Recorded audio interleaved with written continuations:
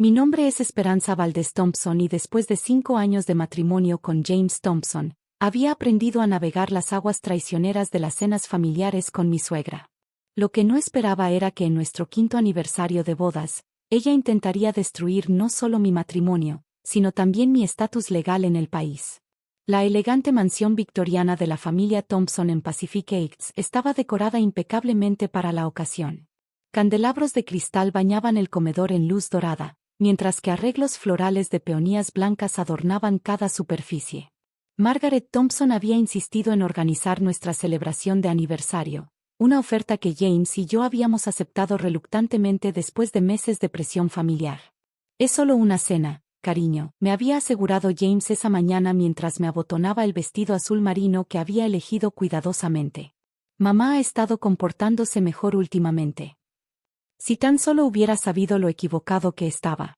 Margaret había tolerado nuestra relación desde el principio, pero nunca la había aceptado realmente. Para ella, yo era simplemente la mexicana que sedujo a su hijo, ignorando convenientemente mis logros académicos y profesionales.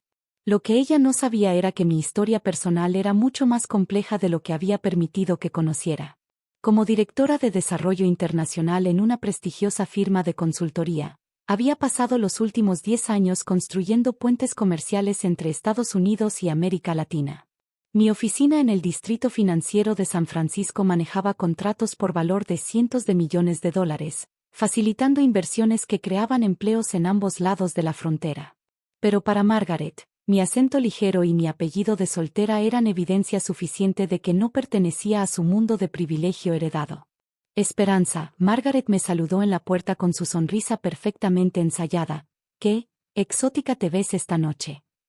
La palabra, exótica, había sido su arma favorita durante años, siempre pronunciada con esa precisión que convertía un supuesto cumplido en una herida sutil.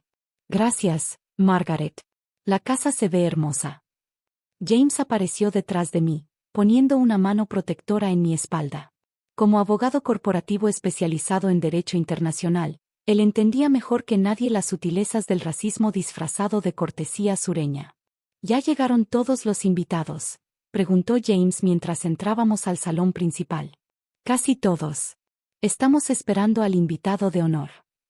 Los ojos de Margaret brillaron con una malicia que me puso inmediatamente en alerta. Durante la hora siguiente, la casa se llenó de familiares y amigos cercanos.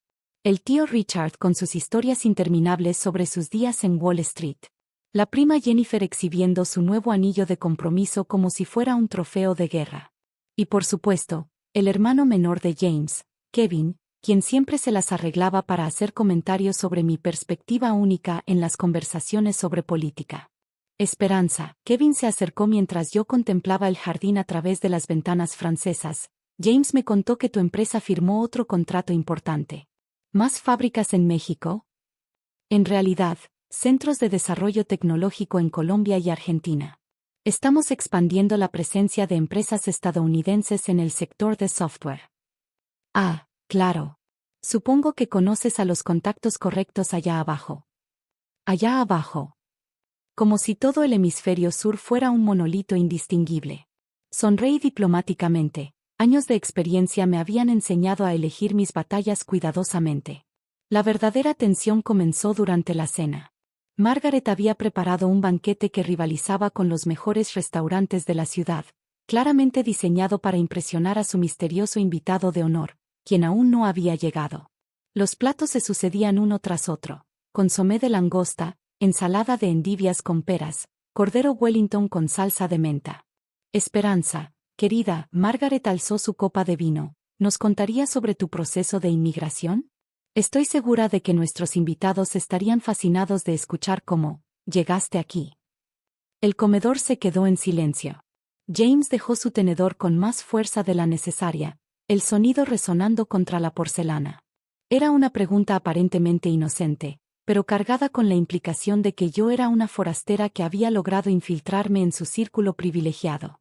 Por supuesto, respondí manteniendo mi voz serena.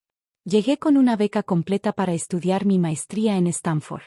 Después obtuve mi visa de trabajo y eventualmente la residencia permanente. ¡Qué admirable!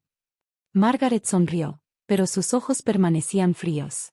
Es tan inspirador ver cómo las personas pueden mejorar sus circunstancias.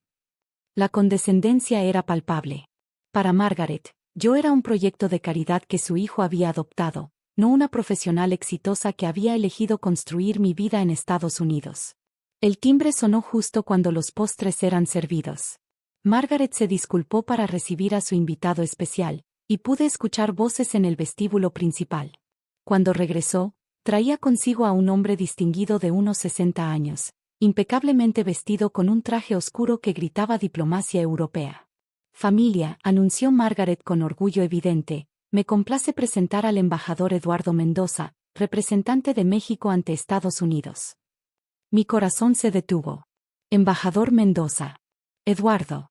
Mi padrino Eduardo, quien había desaparecido de mi vida cuando tenía 12 años después de una amarga disputa familiar.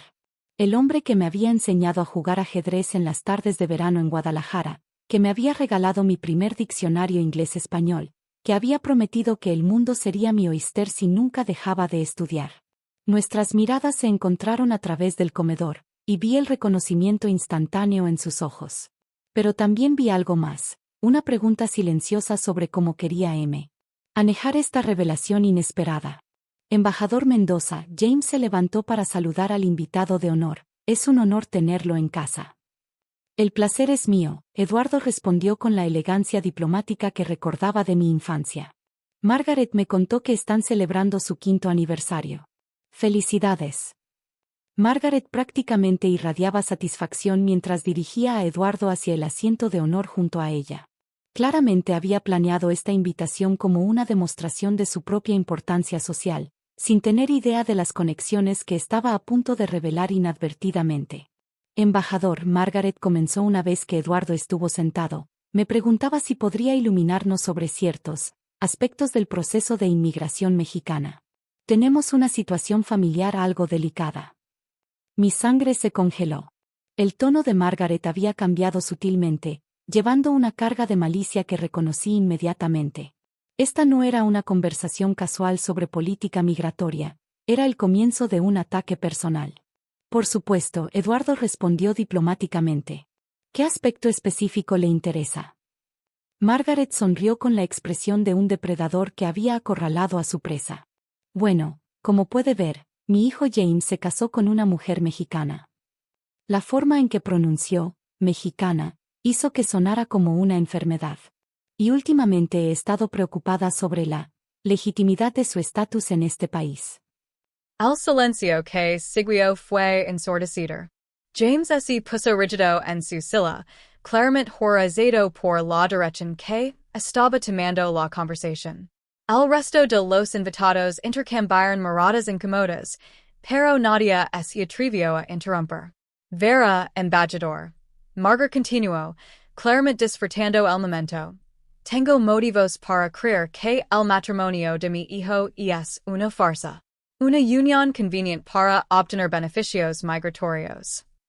La acusación cayó como una bomba en el comedor elegante. Podía sentir las miradas de todos los invitados, algunas curiosas, otras compasivas, todas incómodas con la brutalidad pública de la declaración de Margaret. Mama. James se levantó abruptamente, su rostro rojo de ira. ¿Qué diablos estás diciendo? Siéntate, James. Los adultos están hablando. Margaret y siquiera lo miró, manteniendo su atención fija en Eduardo. Embajador, estoy segura de que usted entiende la importancia de proteger la integridad de nuestro sistema migratorio. Eduardo permaneció imperturbable, su expresión diplomáticamente neutra.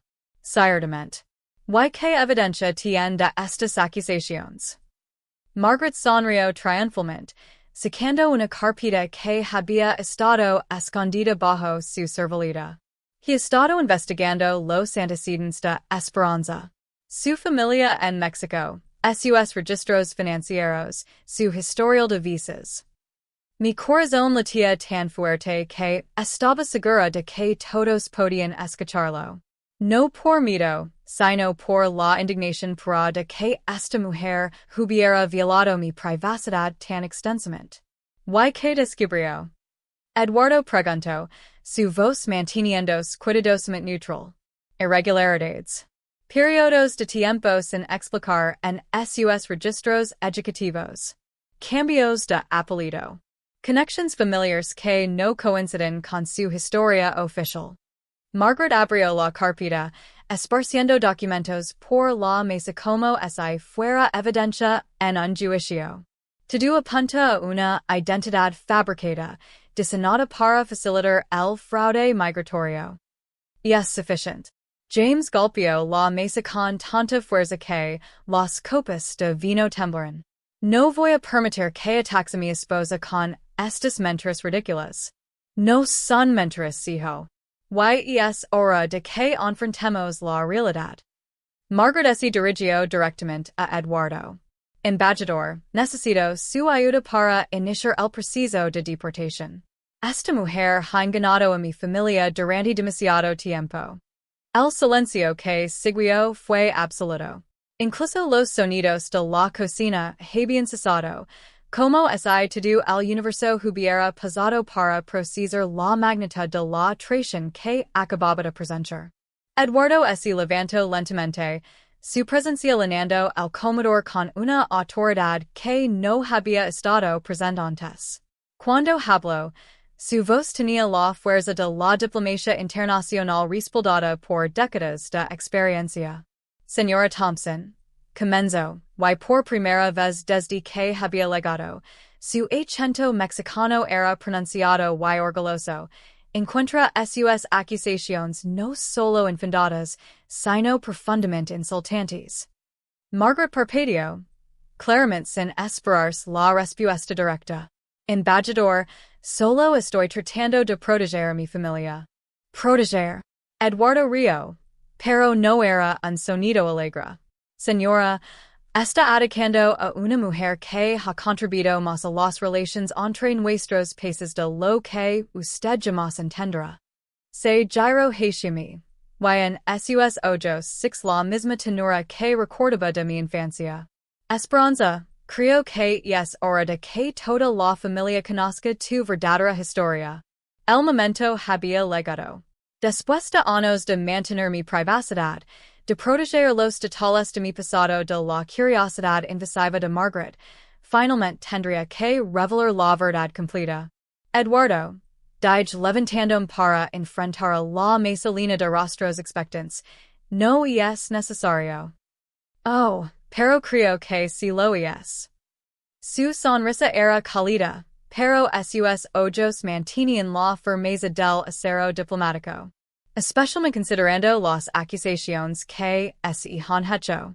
Se dirigió nuevamente a Margaret, quien ahora parecía menos segura de su posición de poder. Señora Thompson, permítame aclarar algunos misterios sobre la historia de Esperanza. Eduardo caminó alrededor de la mesa, acercándose a donde yo estaba de pie. Primero, sobre su ciudadanía. Esperanza no es una inmigrante, como usted tan despectivamente la ha llamado. Ella tiene doble ciudadanía mexicana y estadounidense desde el nacimiento. Margaret se quedó con la boca abierta. Eso es imposible. Ella nació en México. Sí, en el Consulado General de Estados Unidos en Guadalajara, donde su padre trabajaba como agregado comercial. Eduardo sonrió, claramente disfrutando la expresión de shock en el rostro de Margaret. Su padre, Thomas Valdez, era ciudadano estadounidense, de tercera generación. Su madre, mi hermana Catalina, era ciudadana mexicana. Esperanza automáticamente adquirió ambas ciudadanías al nacer. La información golpeó a Margaret como una serie de puñetazos. Podía ver su mente luchando por reconciliar esta nueva información con las suposiciones que había mantenido durante años.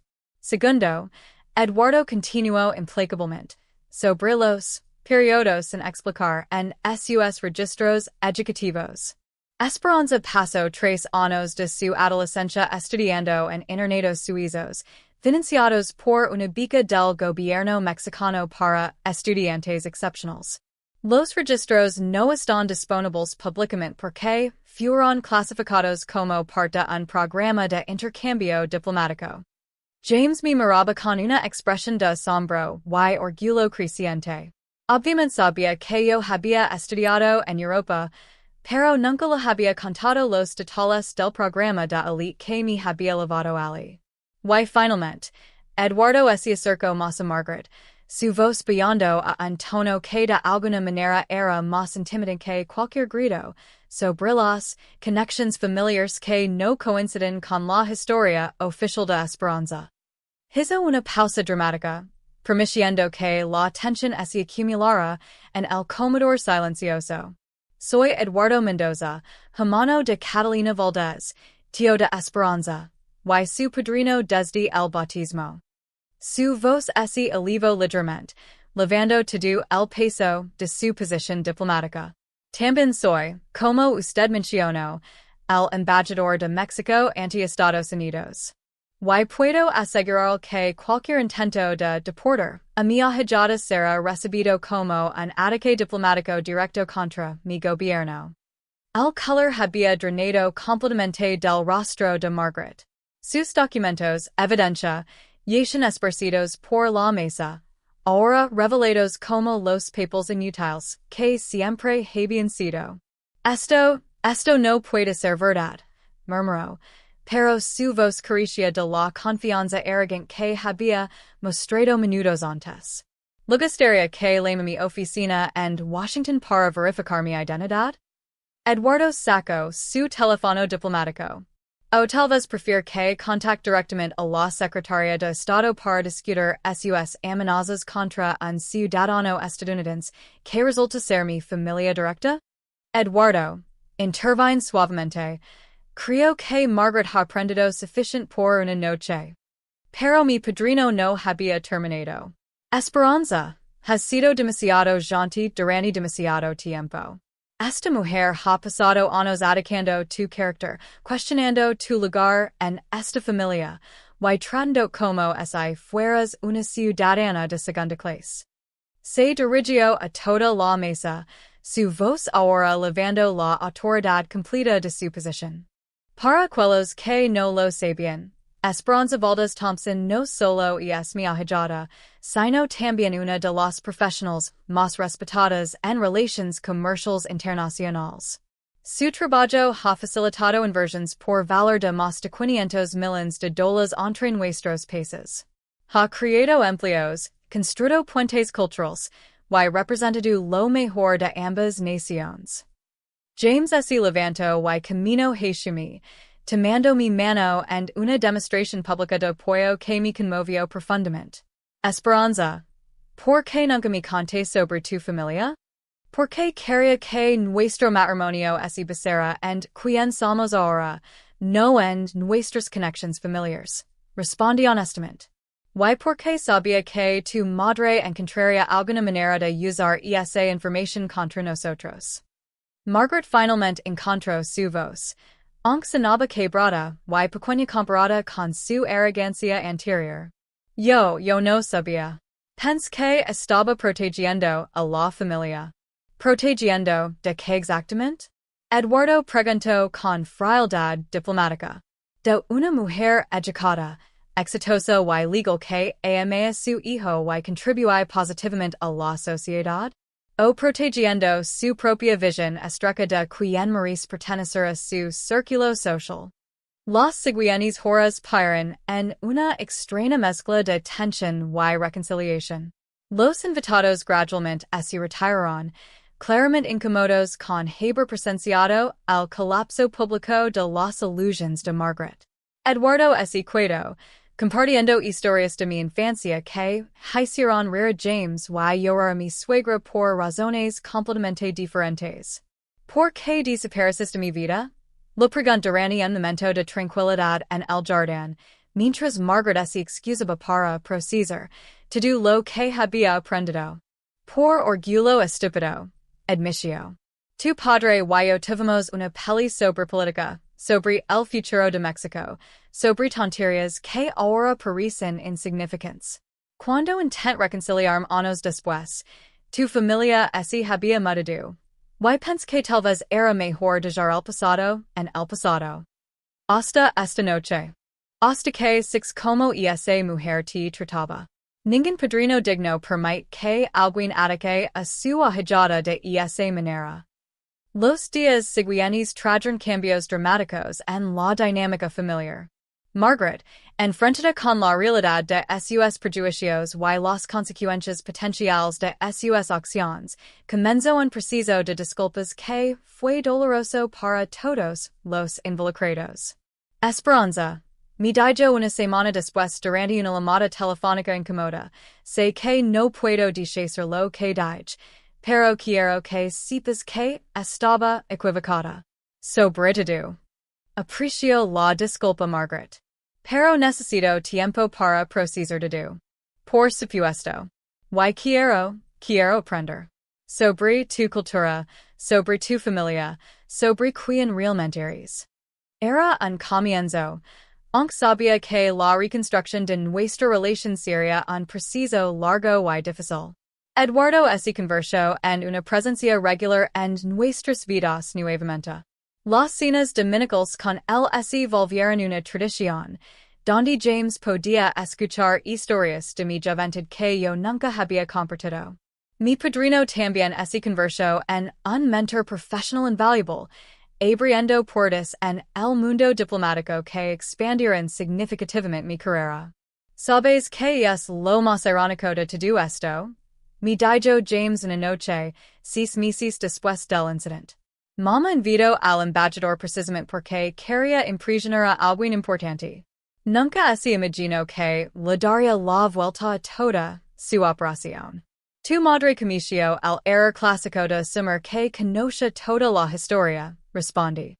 En mi experiencia, las personas que hacen suposiciones basadas en apariencias superficiales generalmente terminan sorprendidas por la realidad. Un año después, Margaret y yo habíamos desarrollado una relación funcional, aunque en distante. Ella había comenzado clases de español y había leído varios libros sobre historia mexicana, esfuerzos que apreciaba aunque sabía que estaban motivados más por culpa que por curiosidad genuina. El verdadero regalo de aquella noche terrible había sido la reconexión con Eduardo. Su presencia en mi vida me había recordado la riqueza de mi herencia familiar, la profundidad de mis raíces, y la fuerza que venía de honrar completamente mi identidad. Durante la celebración de nuestro sexto aniversario, esta vez organizada por nosotros en nuestra propia casa, Eduardo alzó una copa para un brindis.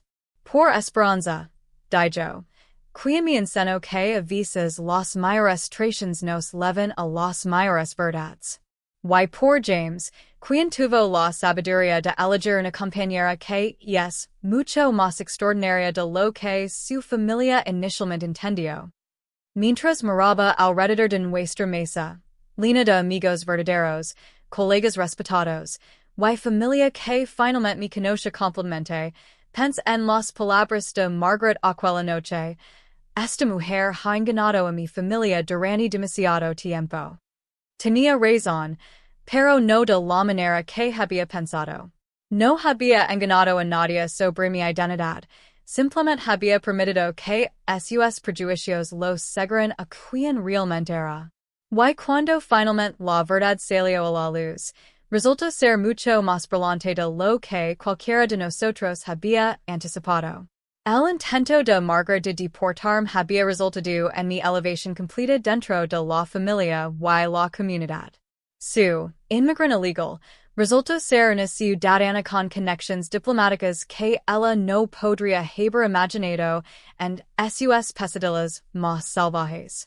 Y yo, finalmente libre del peso de mantener secretos para proteger los sentimientos de otros, pude abrazar completamente la totalidad de quien era, mexicana, estadounidense, diplomática, empresaria, esposa, y ahijada de un embajador que nunca había dejado de amarme, incluso durante los años de silencio. A veces las verdades más poderosas emergen de los ataques más crueles. Margaret había intentado destruir mi lugar en su familia, pero, en el preciso había solidificado mi posición de maneras que nunca habría logrado por mi cuenta. Quizás, era la lección más valiosa de todas.